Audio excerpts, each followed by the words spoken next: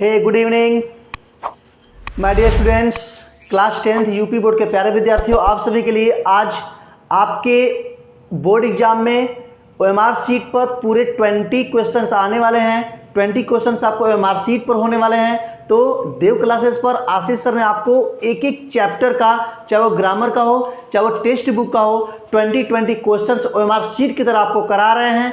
पूरे objective type को करना है, एक भी क्वेश्चन कैसे छूटना नहीं चाहिए। तो मेरे प्यारे विद्यार्थियों, कहाँ हैं आप सभी लोग? फटाफट सभी लोग अपने डायरी को, पेन को लेकर के बैठ जाएं आज क्लास करने के लिए। अंडरस्टैंड? तो चलिए बात करते हैं आज के इस आपके प्रोज के पहला चैप्टर, जिसका नाम है अ लेटर टू गॉड, भगवान को एक पत्र, है ना, गॉड को एक पत्र। बहुत ही इंटरेस्टिंग स्टोरी है, बहुत ही अच्छा स्टोरी है। आप सभी को समझ में आया था, हमने इसको एक एक वर्ड एक्सप्लेन कराया था। यदि आपका वीडियो छूटा हुआ है तो आप प्लेलिस्ट में जाकर देख सकते हैं। अंडरस्टैंड? तो आज इस वीडियो में हम पूरे ए लेटर टू गॉड यानी इस चैप्टर का टोटल एक एक ऑब्जेक्टिव टाइप क्वेश्चन को कवर करने वाले हैं। आपको टोटल मिलेगा 20 क्वेश्चन। कितने मिलेंगे भाई? पूरे 20 क्वेश्चंस मिलेंगे। इस 20 क्वेश्चंस में यदि आप देख लेते हैं तो एक भी क्वेश्चन बाहर जाने वाला नहीं है, और टारगेट है 20 आउट ऑफ 20, 20 में 20 लाना है, ताकि आपको अपने एग्जाम में टॉप करना है। ओके, तो चलिए देर न करते हुए आज का क्लास स्टार्ट करते हैं, जिसका नाम है a letter to God objective type question, MCQs question. चलिए देखते हैं भाई मल्टीपल चॉइस क्वेश्चन में पहला क्वेश्चन क्या कर रहा है। Are you ready? Are you ready? देखिए ध्यान से, क्या कर रहा है पहला question. Who is the writer of this lesson a letter to God? करा अ लेटर टू गॉड नामक चैप्टर का कौन है लेखक, राइटर कौन है? ध्यान दीजिएगा भाई, क्या कहा? Who is the writer of this lesson a letter to God. A letter to God नामक चैप्टर का राइटर कौन है, लेखक कौन है? देखते हैं फटाफट। क्या जीएल फिनेट्स हैं, बी रॉबर्ट फ्रॉस्ट हैं, सी लेस्ली नॉरिस हैं, या डी रॉबिन क्लेन है? कौन है भाई? बताना है आपको कौन है ना। फर्स्ट ऑप्शन को आपको सेलेक्ट करना है, कि सेकंड को सेलेक्ट करना है, कि थर्ड करना है, कि फोर्थ करना है। किसको करना है? बिल्कुल जी हाँ, बिल्कुल सही जवाब आपका मिल रहा है कि sir first option is correct. पहला ऑप्शन क्या है? सही है, G L Fuentes. G L Fuentes is the writer of this lesson a letter to God. Understand? समझ में आ गया ना? इसी प्रकार से एक एक क्वेश्चन आपको पूरे चैप्टर से हमने निचोड़ करके दिया हुआ है। आप इसको देखिए और अपने डायरी पर नोट कीजिए, सीखिए और अपने एग्जाम में टॉप कीजिए। चलिए बात करते हैं क्वेश्चन नंबर सेकंड का। क्या करा है? वेयर वाज लैंचोज हाउस सिचुएटेड, यानी वेयर वाज लैंचोज हाउस, लैंचो का घर कहाँ स्थित था? सिचुएटेड, स्थित। लैंचो का घर कहाँ स्थित था भाई? देख लेते हैं। बॉटम ऑफ द हिल, यानी पहाड़ी की घाटी में, यानी बॉटम में। टॉप द हिल, पहाड़ी के टॉप पर। टॉप ऑफ द प्लेटू, प्लेटू के टॉप पर, या इंसिटियस नगर में था? कहाँ था? तो बिल्कुल सही जवाब कहाँ था भाई? टॉप ऑफ द हिल। कहाँ था? टॉप ऑफ द हिल, पहाड़ी के ऊपर था। उस पहाड़ी के ऊपर से, उसके घर से जब आप देखते थे खड़े होकर के, तो पहाड़ी के घाटियों में जितने सारे फसल थे सभी के सभी दिखाई पड़ते थे। नदियां दिखाई पड़ती थी, फसल जो पेड़ों में लदे हुए हैं वैसे भी दिखाई पड़ते थे। बातें समझ गए? तो उसका घर कहाँ स्थित था? Top of the hill. Understand? चलिए देखते हैं नाउ क्वेश्चन नंबर थर्ड। क्या करा question number third? What was the only thing, what was only thing, एक ऐसी वस्तु क्या थी दैट द अर्थ, जिसको पृथ्वी को नीडेड आवश्यकता थी, अकॉर्डिंग टू लैंचो, लैंचो के अनुसार, यानी लैंचो के अनुसार ऐसी कौन सी वस्तु थी जिसे पृथ्वी को आवश्यकता थी, भूमि को आवश्यकता थी, उस समय भूमि को आवश्यकता थी। तो कौन सी ऐसी वस्तु थी? देख लेते हैं फटाफट। क्या अ शावर, एक वर्षा की बौछार की आवश्यकता थी? अ स्नोफॉल, बर्फ की आवश्यकता थी? स्ट्रॉन्ग विंड्स, तूफानी यानी तेज हवाओं की आवश्यकता थी? सनलाइट या सूर्य के प्रकाश की आवश्यकता थी? तो क्या भाई, क्या किसकी आवश्यकता थी? आप सभी को पता है, चैप्टर आप अच्छे से पढ़े हैं। फटाफट कौन सा आंसर सही होगा? Yes, very nice, first option is correct. A shower, एक बौछार की आवश्यकता थी। किसान की यही बातें होती है, किसान ये सोचता है हमारा फसल बहुत अच्छा हो रहा है, एक हल्की सी बौछार हो जाए, अच्छी से हल्की सी बारिश हो जाए तो हमारा फसल और अच्छा से हो जाएगा। तो लैंचो भी यही सोचता था। तो किसकी आवश्यकता थी? अ शावर, एक बौछार की आवश्यकता थी। अंडरस्टैंड? नेक्स्ट लेते हैं बातें, ध्यान दीजिएगा। क्या करा है? Where did Lencho expect, where did Lencho expect the downpour to come from, यानी लैंचो ने क्या आशा किया था कि जो डाउनपोर है, जो वर्षा है, वो किधर से आएगी, किधर से आएगा, वर्षा किधर से आएगा, किस दिशा से आएगा, बातें समझिए, किस दिशा से आएगा। तो यहाँ पर दिया है कि पहला है नॉर्थ से, क्या उत्तर दिशा से आएगा, नॉर्थ ईस्ट क्या वह उत्तरी पूर्वी दिशा से आएगा, नॉर्थ वेस्ट क्या उत्तरी पश्चिमी दिशा से आएगा, साउथ ईस्ट क्या वह दक्षिणी पूर्वी दिशा से आएगा। किस दिशा से वह वर्षा आएंगी यह एक्सपेक्ट किया था या आशा किया था कौन, यह लैंचो। तो देखते हैं भाई किस दिशा से आया था, बिल्कुल सही जवाब यह आपका B option is correct. North east दिशा से, नॉर्थ ईस्ट डायरेक्शन से बादल बिल्कुल उमड़ने घमड़ने लगते और उधर से ही काले काले बादल, तेज वर्षा होने लगी थी, है ना। आप जाकर के अपने चैप्टर में, अपने पूरे बुक में, उस चैप्टर में एक एक चीज को देखिए, ध्यान से देखिए। और यदि आप यह वीडियो देख लेते हैं ना तो आपको चैप्टर देखने की जरूरत ही नहीं है। आपका स्टोरी भी कंप्लीट, आपके पूरे ऑब्जेक्टिव टाइप भी complete, short type, long type भी यदि आपका कंप्लीट नहीं है तो प्लेलिस्ट में जाइए, पूरे के पूरे वहां पे चैप्टर का एक एक क्वेश्चन दिया गया है। तो don't try to forget, visit on playlist. Okay, चलिए नेक्स्ट बात करते हैं। क्वेश्चन नंबर 5 क्या करा भाई, what did Lencho compare, Lencho किससे तुलना किया था, the large rain drops with, ना करे बड़ी बड़ी जो वर्षा की बूंदें गिरने लगी थी उसका कंपेयर, उसका तुलना वो किससे किया था, किससे किया था भाई, वर्षा की बूंदें हैं, बहुत ध्यान से समझिएगा। लार्ज रेन ड्रॉप्स दिया है, हेल स्टोन नहीं दिया है, बात समझ गए ना। रेन ड्रॉप्स दिया है तो क्या होगा, क्या वह सिल्वर कॉइन से किया था, नहीं, हेल स्टोन को सिल्वर कॉइन से किया था, पर्स मोतियों से किया था, यह भी गलत, डायमंड हीरे से किया था, यह भी गलत, कौन सा, न्यू कॉइन्स है ना, नए नए सिक्कों से किया था। वो कहा था कि जो बड़ी बड़ी बूंदें गिर रही हैं ये नए नए सिक्के के समान है, जो छोटी बूंदें हैं वो 5 सेंट के हैं, जो बड़ी बूंदें हैं वो 10 सेंट के हैं। अंडरस्टैंड, बातें कुछ याद आ रही है ना।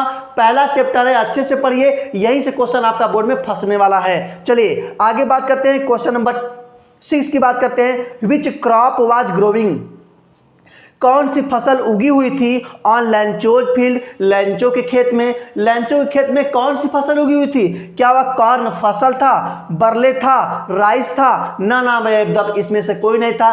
तो you know that very well, first option is correct, corn, corn उसके क्या फसल था ना, फसल था। तो ये रहा क्वेश्चन नंबर 6। बात इसमें आएगी, फटाफट से स्क्रीनशॉट ले लीजिए। वेरी नाइस, हो गया स्क्रीनशॉट। अब देखते हैं क्वेश्चन नंबर 7। ओके, कहीं जाना नहीं है, पूरा वीडियो देखना है। फर्स्ट टाइम विजिट किए हैं ना तो बेल आइकन को प्रेस कर दे, सब्सक्राइब करके वीडियो को लाइक कर दे, अंडरस्टैंड। और अपने पूरे फ्रेंड्स में शेयर करना नहीं भूलना है, सबको पढ़ना है ना, पढ़ने का सबका अधिकार है तो सबको शेयर करना जरूरी है। तो लिखते हैं क्वेश्चन नंबर 7।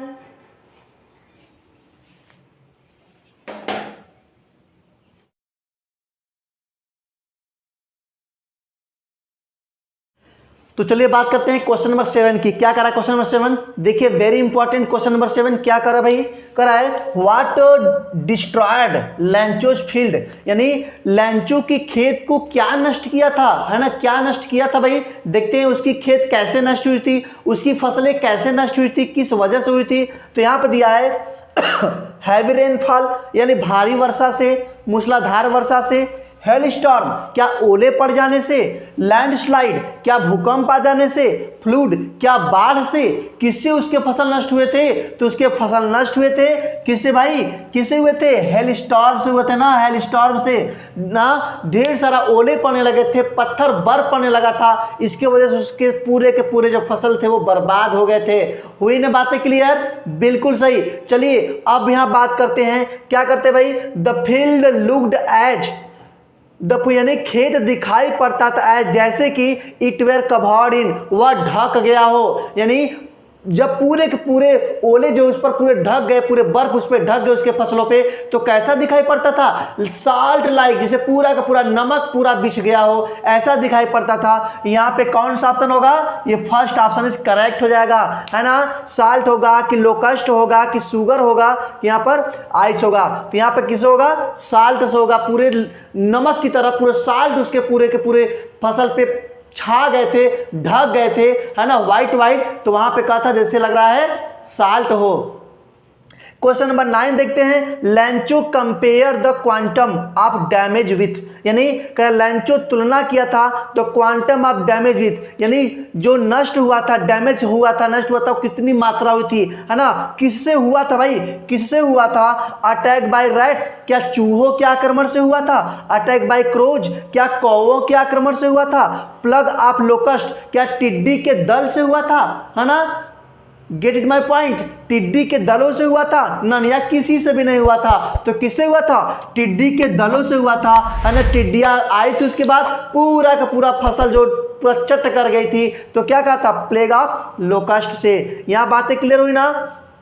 चलिए तो आगे बात करते हैं, यानी कहने का मतलब यह है कि यह सोचा कि अरे यार टिड्डियों का दल भी कुछ छोड़ देता, है ना। टिड्डी का दल भी यदि हमारे खेत में आता तो कुछ तो छोड़ देता, लेकिन ये हेल स्टॉर्म तो एकदम नहीं छोड़ा। Totally my corn is totally destroyed, understand. ये बात यहाँ पर प्लग ऑफ लोकस्ट की वो क्या था? कंपेयर किया था। चलिए नेक्स्ट बात करते हैं, क्वेश्चन नंबर 10 की बात करते हैं। क्या करा है? What was the only hope, एकमात्र आशा क्या थी? लेफ्ट इन द हार्ट्स, जो हृदय में था आप लैंचोस फैमिली, लैंचो के परिवार के हृदय में एकमात्र आशा क्या थी?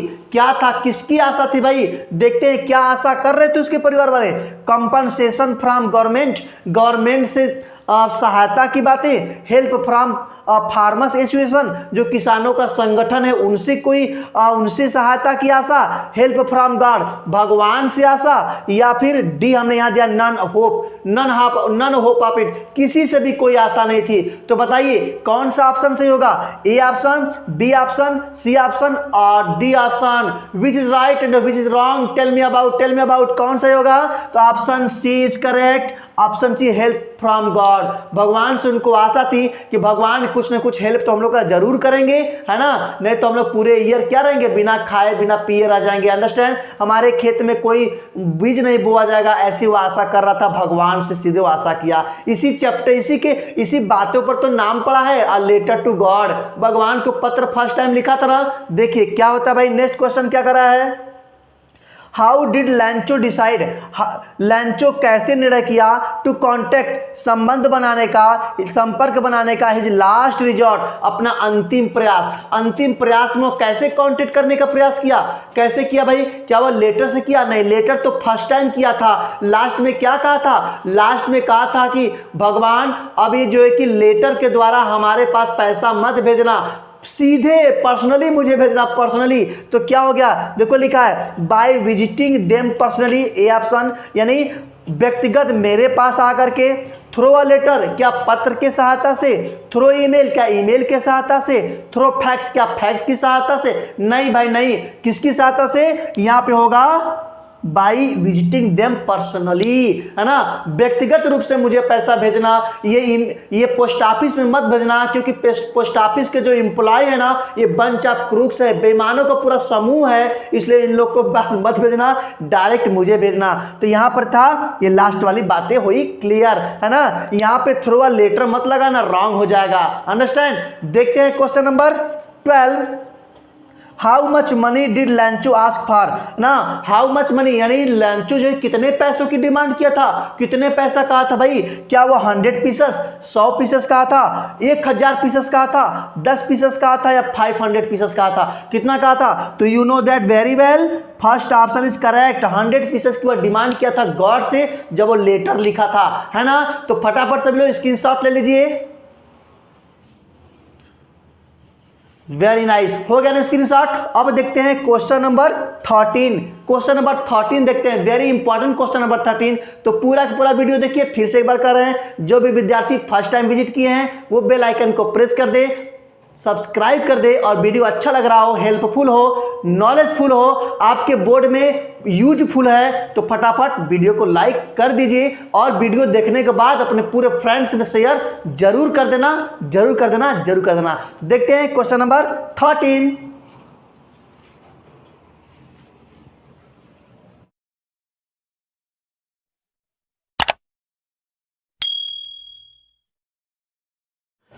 तो चलिए बात करते हैं क्वेश्चन नंबर 13 का। ठीक है, देखिए क्या कर रहा है क्वेश्चन नंबर 13 भाई। क्वेश्चन नंबर 13 करा है, what was the immediate reaction of the postman on seeing the letter, यानी करा लेटर को देखने के बाद पोस्टमैन का, यानी किसका भाई, पोस्टमैन का रिएक्शन कैसा था, है ना, कैसा वो व्यवहार बनाया, कैसा वो अपने मिजाज को किया। देखिए क्या करा है, क्या वो लाफ्ड होल हार्टली, पूरे ठहाका के साथ हंसने लगा, है ना, क्राइड, क्या वो चिल्लाने लगा, फील सैड, क्या वो दुखी हो गया, है ना, फेल्ट इम्फेसिटिक, है ना, क्या वो उदास हो गया। तो कैसा हो गया भाई, ये फर्स्ट ऑप्शन इज करेक्ट है ना, क्या करा है, लाफ्ड होल हार्टली, वह पूरे दिल से, पूरे हृदय से, पूरे ठहाका ला के हंसने लगा जब वह देखा अ लेटर टू गॉड, भगवान का जब पत्र देखा पोस्टमैन ना तो वो हंसने लगा। अंडरस्टैंड, बातें क्लियर हुई ना। चलिए नेक्स्ट बात करते हैं, the post master was fat, गलत, जो पोस्ट मास्टर था वह फैट, मोटा था, अमिएबल, मैत्रीपूर्ण था यानी फ्रेंडली था। What is the meaning of amiable, amiable का मतलब क्या होगा भाई, एमिएबल का मतलब क्या होगा, तो एमिएबल का मतलब होता है मैत्रीपूर्ण या फ्रेंडली, तो फ्रेंडली ऑप्शन दिया है A B C, C option is correct. Understand, इतना आसानी से, इतना सरल ये चैप्टर है, आप सबको देखना है और यहाँ से बोर्ड के लिए क्वेश्चन एकदम छाट ही लेना है, ठीक है। यहाँ से यदि क्वेश्चन आता है तो छूटना नहीं चाहिए, क्योंकि आपको लाना है 20 आउट ऑफ 20, 20 में 20 लाना, एक भी क्वेश्चन गलत नहीं होना चाहिए। आगे बात करते हैं, what else did the reply demand apart from goodwill and ink and paper, कराए गुडविल इंक एंड पेपर, यानी वस्तुओं और स्याही और पेपर के अलावा किन वस्तुओं की आवश्यकता थी, किन वस्तुओं की मांग थी। जब वो पेपर को लोग खोले ना, जब उसके लेटर को खोले ना, पोस्टमैन लेटर को जब पोस्टमास्टर खोला तो क्या क्या चाहिए था भाई, यानी किसी भी लेटर को लिखने के लिए आपको इंक और पेपर चाहिए, लेकिन यहाँ जब देखा गया तो इंक पेपर के अलावा और क्या चाह रहा था, यहाँ पे चाह रहा था क्या, लास्ट क्रॉप, मनी चाह रहा था, गॉड सिग्नेचर चाह रहा था, न्यू शीट चाह रहा था, नहीं भाई, यहाँ तो मनी की डिमांड की गई थी, मनी की डिमांड की गई थी। अंडरस्टैंड, वो भी कितने मनी की, 100 पीसेस मनी की, पहुंचा कितना था, 70 पीसेस पहुंचा था, बात समझ गया ना। इसीलिए तो लैंचो भड़क गया कि आज के बाद से पोस्ट ऑफिस के माध्यम से मुझे पैसा मत भेजना, पर्सनली मुझे आके व्यक्तिगत रूप से देना गॉड, इसलिए गॉड का साइन भी कर दिया था। देखिए लास्ट क्वेश्चन लेते हैं 16 number, what did Lencho think, Lencho का जो सोच था of the post office employ, post office के एम्प्लॉय के प्रति लैंचो की क्या सोच थी, कैसी थी भाई, क्या वो लोग बंच ऑफ क्रूक्स, बेईमानों का समूह था एम्प्लॉय, रूड, असभ्य थे वो लोग, अनहेल्पफुल, सहायता न करने वाले थे, या घमंडी थे, कैसे थे, तो यहाँ पर बंच ऑफ क्रूक्स थे, यानी पूरा जो एम्प्लॉय है वो क्या है, बेईमानों का समूह है। इसलिए हे गॉड, आप पोस्ट ऑफिस के माध्यम से मुझे पैसा मत भेजिएगा, है ना। चलिए क्वेश्चन नंबर लिखते हैं 17, क्या करा है, how did लैंचो fix the stamp, यानी करा जो टिकट है, यानी लेटर पर जो टिकट चिपकाया जाता है ना, वो किससे चिपकाया, वो लिखा हुआ है how did लैंचो fix the stamp, यानी टिकट को कैसे चिपकाया, क्या वो ब्लो ऑफ हिज फिस्ट, अपने मुक्के की चोट से, ब्लो ऑफ हिज फीट, अपने पैर की चोट से, ब्लो ऑफ हिज हेड, अपने सर की चोट से, या नन, या किसी से भी नहीं चिपकाया। तो कैसे चिपकाया, चिपकाया हुआ ब्लो ऑफ हिज फिस्ट, यानी अपने मुक्के की चोट से क्या किया, उसको पहले लिख किया, चाटा, उसके बाद चिपका दिया। अंडरस्टैंड, आप भी इसी करते हैं ना। चलिए लेते हैं question number 18, Lencho contained only a signature, single word as a signature, यानी क्या है, लैंचो कंटेन यानी धारण किया है, लिखा उस पर एकमात्र वर्ड, क्या लिखा भाई, क्या लिखा, सेल्फ सिग्नेचर, क्या अपना वो हस्ताक्षर किया, गॉड सिग्नेचर किया, भगवान उस पर गॉड लिखा, मदर का सिग्नेचर किया कि फादर का सिग्नेचर किया, तो किसका क्या था, वो गॉड का लिखा था, गॉड, GOD, गॉड लिख करके उसको एनवेलप को डाल दिया था मेल बॉक्स में, जाओ भैया गॉड के पास जाओ। बात समझ गए ना। तो ये है क्वेश्चन नंबर 18। अब लेते हैं लास्ट 2 क्वेश्चन और बचा है, क्वेश्चन नंबर 19 एंड 20, उसके बाद ये आपका चैप्टर फिनिश हो जाएगा। ओके, लेते हैं क्वेश्चन नंबर 19। तो चलिए बात करते हैं क्वेश्चन नंबर 19 का। अंडरस्टैंड, क्या करा क्वेश्चन नंबर 19 भाई, करा है सेलेक्ट द सिनोनिम्स ऑफ हेलस्टोन्स, हेलस्टोन्स के सिनोनिम्स क्या होंगे, हेलस्टोन के सिनोनिम्स यानी पर्यायवाची क्या होंगे, है ना। हेलस्टोन्स एज ए मीनिंग, यानी सेम मीनिंग आपको ढूंढना है। तो क्या करा है, स्मॉल बॉल्स ऑफ आइस, यानी बर्फ के टुकड़ों को बोला जाता है हेलस्टोन्स। स्मॉल बॉल्स ऑफ वाटर, है ना, पानी के टुकड़ों को बोलते हैं। स्मॉल बॉल ऑफ गोल्ड, सोने के टुकड़ों को बोलते हैं। स्मॉल बॉल ऑफ डायमंड्स या हीरे के टुकड़ों को बोलते हैं। तो बिल्कुल सही जवाब आपका है कि क्या बोलते हैं, स्मॉल बॉल्स ऑफ आइस, बर्फ के छोटे टुकड़ों को बोलते हैं हेलस्टोन्स बोलते हैं। ओके, देखिए अब नेक्स्ट है सिनोनिम्स ऑफ बंच। बंच मन होता है समूह, ग्रुप होता है ग्रुप। तो बंच के सिनोनिम ढूंढने आपको, तो क्या होगा, ग्रुप होगा, फ्लॉक होगा, बेबी होगा, कैटल होगा। तो यहाँ पे फर्स्ट ऑप्शन करेक्ट होगा, ग्रुप होगा, है ना। फ्लॉक माने बेबी माने कैटल माने भी समूह होता है, लेकिन अलग अलग होता है। फ्लॉक माने भेड़ों के समूह को बोलते हैं, बेबी माने लड़कियों के समूह को बोलते हैं, कैटल माने पशुओं के समूह को बोलते हैं, लेकिन यहाँ एम्प्लॉय के समूह को बोला जा रहा है। बात समझ में आ गया। तो आज ये आपका छोटा सा वीडियो कैसा लगा हमें जरूर आप सभी लोग बताइएगा, कमेंट के माध्यम से बताइएगा। और लास्ट में यही करना चाहेंगे, जो भी विद्यार्थी अब तक सब्सक्राइब नहीं किए हैं वो सब्सक्राइब कर देंगे, बेल आइकन को प्रेस कर दें, ताकि यूपी बोर्ड की कंप्लीट तैयारी कराई जा रही है, चाहे वो क्लास 10th को हो चाहे क्लास 12th को हो। Complete short type, long type, multiple choice question इस और ग्रामर के पूरे चैप्टर आपको प्लेलिस्ट में मिलेगा। तो वंस अगेन मैं कर दे रहा हूं, प्लेलिस्ट पे जाना मत भूलिएगा प्यारे विद्यार्थियों। अभी जो लोग सब्सक्राइब नहीं किए कर दीजिएगा। और सबसे इंपॉर्टेंट बात यह है कि पेड क्लास 15 फरवरी से, कब से भाई, 15 फरवरी से आपके 15 फरवरी से पेड क्लास स्टार्ट होने वाला है नए बैच के लिए। तो जो भी विद्यार्थी देव क्लासेस पर जुड़ करके डेली क्लास करना चाहते हैं पेड क्लास, वो इस नंबर पे कॉल करेंगे, क्या भाई, 8887984209 पे कॉल करेंगे, व्हाट्सएप करेंगे और अपने इस पहले बैच में अपनी एक सीट कवर करेंगे। 15 फरवरी से नया बैच स्टार्ट हो रहा है क्लास 10th के लिए, क्लास 12th के लिए, सेशन 2022 एंड 24 के लिए। तो इसी के साथ वीडियो खत्म करते हैं, मिलते हैं नेक्स्ट वीडियो में एक नया MCQ लेकर के। तब तक के लिए बाय बाय।